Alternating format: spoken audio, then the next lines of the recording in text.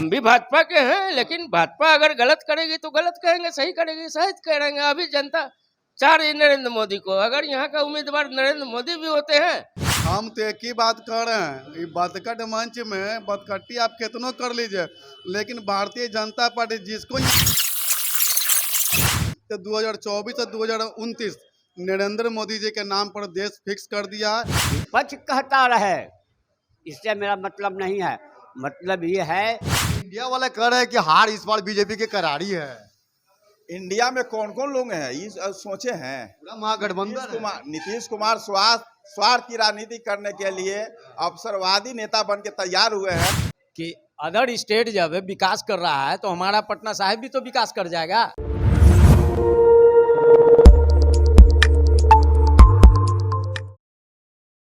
नमस्कार, आप देख रहे हैं SSR2। मैं देवेंद्र सिंह लड्डू। इस वक्त हम हैं एक होटल में है, रेस्टोरेंट में है, और यहाँ हमारे पीछे देखिएगा तो सब जो है भारतीय जनता पार्टी के कार्यकर्ता हैं। और हमारा ये एपिसोड जो है बतकट नाम है। बतकट मतलब होता है बतकट्टी, भाषा कहते हैं बतकट्टी। हम इन लोग से भाजपा के बारे में बतकट्टी करेंगे, बतकट करेंगे, उल्टा सीधा जो भी चीज़ बोलेंगे, और भूल चूक माफ कीजिएगा, सब तरह के बात आपको सुनने का मौका मिलेगा। लोकसभा चुनाव 2024 का बिगुल फुका चुका है, आगाज है। इस बार पटना साहिब के लिए हम इसी बतकट और बतकट्टी मन से लोग जितने जो कार्यकर्ता हैं इनसे हम पूछेंगे और खूब मजा आएगा। जी नमस्ते। नमस्ते। इस बतकट मंच में आपका स्वागत है। हम भी आपका स्वागत करते हैं कि जनता के बीच में आए हैं। पटना साहिब के तो सांसद अभी रविशंकर प्रसाद है, ऐसी मानना है। अगला उम्मीदवारी तो कयास लगाया जा रहा है कि ऋतुराज सिन्हा जी भी हो सकते, क्या कहेंगे? ऋतुराज सिन्हा जी अभी युवा हैं और पार्टी का निर्णय है, और जनता की भी चाहत है कि नया कोई संसद आए। करेंगे अभी जनता चाह रही नरेंद्र मोदी को, अगर यहाँ का उम्मीदवार नरेंद्र मोदी भी होते हैं तो काशी के तरह यहाँ भी विकास का वो धारा बह जाएगा। बहुत अच्छा लग रहा है कि हम तो यही चाहते हैं मोदी जी फिर प्रधानमंत्री बने। आने वाले समय में हम लोग बनाने के लिए जनता एकजुट है, तैयार है। विपक्ष के लोग कहते हैं कि रविशंकर प्रसाद जी जो सांसद हैं वो अपना क्षेत्र में तो ध्यान ही नहीं, गायब रहते हैं, क्या कहेंगे? सबसे बड़ा बात है कि पटना साहिब में कोई विपक्ष नाम की चीज़ें नहीं है। और रहा बात भारतीय जनता पार्टी के या 2024 चुनाव का, तो 2024 और 2029 नरेंद्र मोदी जी के नाम पर देश फिक्स कर दिया है। यहाँ से कुछ होने वाला नहीं है। और रहा बात यहाँ के सांसद का, तो जो भी हमारे रविशंकर जी पहले से करते आ रहे हैं, जो संगठन का निर्देश था वो कर रहे हैं। लेकिन अगर अभी भी संगठन कोई आदेश देता है कि भाई हम बदलाव करके कोई युवा चेहरा लाएं, जो भी मेरे पास आएंगे, हम लोग पार्टी के कार्यकर्ता हैं, उनके लिए हम काम करेंगे।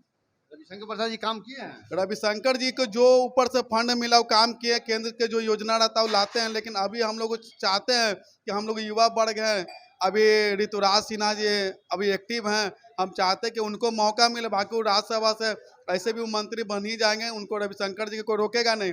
लेकिन यहाँ पर हम लोगों का अपना अनुमान है कि यंग ब्लड है, ऋतुराज सिन्हा जी को सांसद में होना चाहिए। कह रहे हैं कि ऐसा उम्मीद जता रहा है, भाजपा वाला ही कह रहे हैं कि प्रधानमंत्री नरेंद्र मोदी भी लग रहा है पटना से खड़ा होते, क्या लग रहा है उम्मीदवार? हम लोग का सौभाग्य होगा कि माननीय प्रधानमंत्री जी पटना से चुनाव लड़े। हम लोग तन मन से लग के और चुनाव बहुत भारी मोहब्बत से जिताएंगे। देखिए, जिस प्रकार से भाजपा नीति सरकार जो चली है केंद्र में, जिसका नेतृत्व माननीय मोदी जी ने किया है, उसमें सभी वर्गों का उत्थान हुआ है। और पूरा देश इस बार 24 में भी भारी संख्या में भारतीय जनता पार्टी के पक्ष में मतदान करेगी। हमको भरोसा है कि इस चुनाव में 400 के पार सांसद होंगे और एक अस्थायी सरकार भारतीय जनता पार्टी के नेतृत्व में फिर बनेगी। तो इंडिया वाले कह रहे हैं कि हार इस बार बीजेपी की करारी है। इंडिया में कौन कौन लोग हैं ये सोचे हैं? पूरा महागठबंधन है। नीतीश कुमार स्वार्थ की राजनीति करने के लिए अवसरवादी नेता बन के तैयार हुए हैं। अब 44 को विधायक है, अब समझिए उनको ब्लैकमेलिंग कैसे कर रहे हैं। 80 को विधायक आरजेडी के पास है, 44 को विधायक जेडीयू के पास है, और वो मुख्यमंत्री बने हुए हैं। कल ही आप देखे होंगे कार्यक्रम हुआ है शिक्षकों का बहाली वाला, उसमें केवल अपना तस्वीर लगा लिए। राज्य सरकार में और भी तो मुख्यमंत्री, उप मुख्यमंत्री है, मंत्री है, उनका क्यों नहीं चेहरा दिखलाया गया? आपका 44 को विधायक है और दूसरे के पास 80 को है। बिहार का मुख्यमंत्री है। बिहार के मुख्यमंत्री है तो उप मुख्यमंत्री भी तो सहयोग किए हुए हैं, केवल 44 को से सरकार नहीं चल रहा है। सरकार 80 को प्लस से तब चल रहा है, लेकिन अवसरवादी नेता के तौर पे वो काम कर रहे हैं, उसको गठबंधन पे भी भरोसा नहीं है। केवल अपना ख्याति दिखलाने के लिए कि केवल नीतीश कुमार काम कर रहे हैं बिहार में, अवसरवादी नेता बनने से नहीं होगा, जनता के हित के लिए काम करना होगा। 18 वर्ष से मुख्यमंत्री है, उनको काम जोड़ाना चाहिए था, तो जाति का संख्या गिना रहे हैं। बनिया को 76 भागों में बांट दिए हैं, काइस को कम गणना कर दिए हैं, कुशवाहा को कम गणना कर दिए हैं, आपस में लड़ाने का काम कर रहे हैं, विकास करने का कोई काम नहीं है। वो अवसरवादी नेता है, ब्लैकमेलिंग करके केवल अपना सत्ता को बनाने में लगे हुए हैं और दूसरे पे कोई भरोसा नहीं है। क्या कहेंगे, अमित शाह भी लग रहा है सुनने में आगे खड़ा होने वाला है, उनकी उम्मीदवारी हो रही है पटना साहिब से। तो होंगे तो ये पटना साहिब का जो है सौभाग्य है कि अदर स्टेट जब विकास कर रहा है तो हमारा पटना साहिब भी तो विकास कर जाएगा। लगता है एकदम वो आ जाएंगे तो उनका स्वागत है। कहने वाली बात है कि ऋतुराज सिन्हा जी प्रत्येक पूजा पंडालों में खास करके दर्शन करने के लिए इस बार निकले थे, क्या कहेंगे? ये उनके भक्ति भाव उनमें है। अच्छा, चूँकि माता जी, पिताजी, ठाकुर बाबू हमारे पटना महानगर का पहले तो राज्यसभा का मेंबर हुआ करते थे, आज वो संजोग से आज वो यहाँ के सांसद हैं पटना साहिब क्षेत्र का। विपक्ष कहते हैं कि कोई काम न किए। विपक्ष कहता रहे, इससे मेरा मतलब नहीं है। मतलब ये है कि उनका पूरा परिवार का त्याग रहा है भारतीय जनता पार्टी जनसंघ के समय से और बना रहेगा। ऐसे उनमें कोई ऐसा छल कपट प्रपंच नहीं है।